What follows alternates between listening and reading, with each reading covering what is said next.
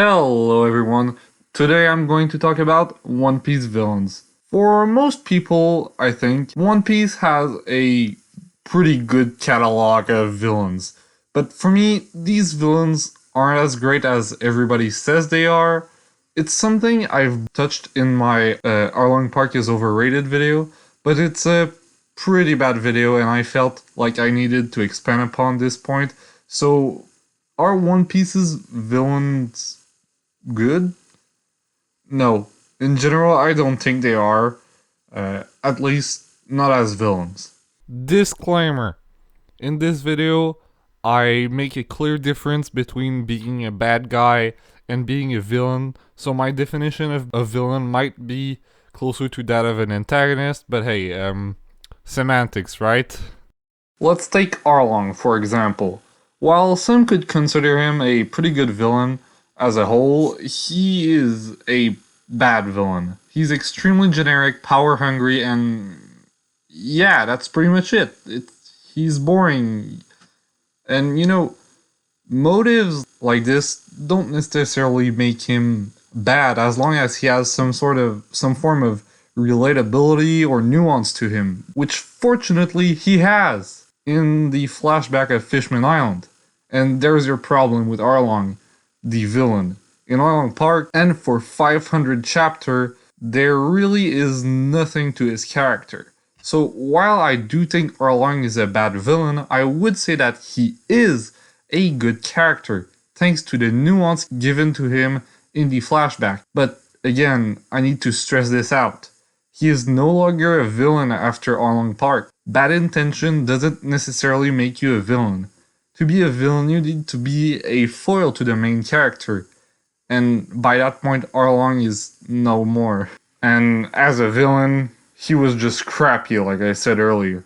This misconception people have with One Piece is not only found in that story. There are plenty of other villains like that. Take Askeladd from Vinland Saga, for example. He technically is the villain of the story for about 3 episodes, but quickly becomes closer to being the protagonist of the story, and yet people still rank him among villains when he doesn't belong there.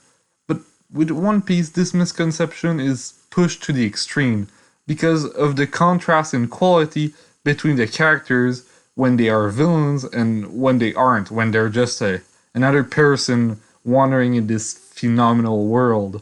And that difference is extremely massive. Unlike with Askeladd, who's always great both as a villain and when he's not a villain. Now, I'll give you another One Piece example, Buggy the Clown. I love him, and I think most people do. But again, is he really a villain when we see him? Sure, he has villainous intent, and he's not a necessarily good person. I don't look up to him, but the only real moment he really is a villain is in Orange Town. And in all honesty, at that point in the story, he is crappy, generic, and pathetic. It's only really with time that he becomes so much better, that he becomes so much more entertaining, an actual good character with his own motivation and just goal in the world, when he isn't the villain and he's only really another character in the world, like I said.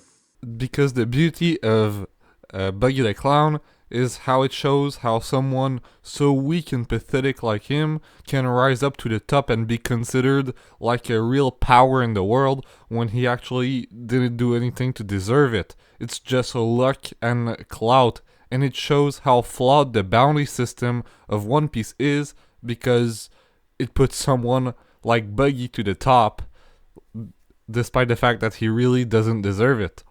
In other words, great world building. So if I had to rank One Piece villains, he wouldn't be anywhere near the top, because it's not as a villain that he really shines. And the other one I want to talk about is Caesar Clown. Now, I hated Caesar in Punk Hazard, and I distinctly remember hearing people saying at that moment that everyone loved Caesar, and I honestly couldn't fathom it. I couldn't fathom the idea of him being a good villain. This dude was extremely pathetic and generic, especially at this stage of the story where things just mostly were upped in quality. This guy was like, he was on the level of Foxy in the Longland arc, and that arc's bad. But that's because at that point, he is a crappy villain, but he's not a crappy character. He gets a lot of great interaction with the crew in Dressrosa and in Zoe, and he's just a really entertaining guy. And he's also an important piece to the world building of One Piece, and the impact of his capture has massive ramifications.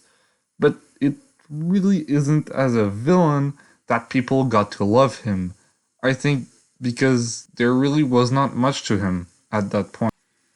Now, obviously, there are exceptions to this. I think Blackbeard is a really great villain, and Doflamingo is. I adore Doflamingo. He's one of my personal favorite characters from this series, so really not all One Piece villains are bad, but I think the majority are not as good as they are after they're beaten by Luffy. Because those villains seem so much more nuanced after their time in the spotlight. For example, Crocodile and Rob Lucci are better and much more interesting after they're beaten, although they're not bad as villains. So the difference, while it's definitely present, it's not as bad as something like Buggy the Clown, where it's just like an impossible contrast. It's the difference in quality between Orange Town Buggy and the War Arc Buggy is insane. He's almost unrecognizable. While with Crocodile, he's amazing. He's great in Alabasta, but he's even better in Impel Down and in the War Arc, in my opinion. So yeah, moral of the story, I think there needs to be a distinction made between when a character is being a bad guy and when he's a villain. And in One Piece's case, most villains really don't stack up when they're faced against Luffy and the gang. They just seem like pathetic and petty assholes, which isn't what I'd say a good villain is. Alright, that's my opinion on One Piece villains. I hope you enjoyed. Please like and subscribe to get a Devil Fruit. It's 100% legit, and see ya.